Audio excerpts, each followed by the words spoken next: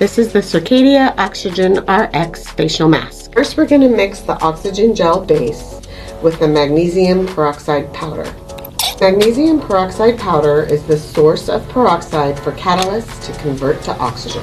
Now we apply the mixture to the skin.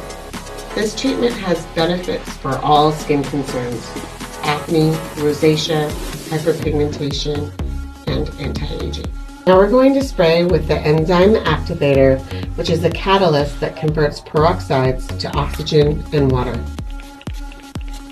Next, we're going to spray with the pH equalizer, which is a sodium bicarbonate solution. This is going to stop the catalyst activity by raising the pH of the skin. Once more, spray area with the pH equalizer, then lightly massage for an additional minute. Remove all product using a cool, moist towel. Finish by spraying the area with citric spray, which will return the skin to a normal pH.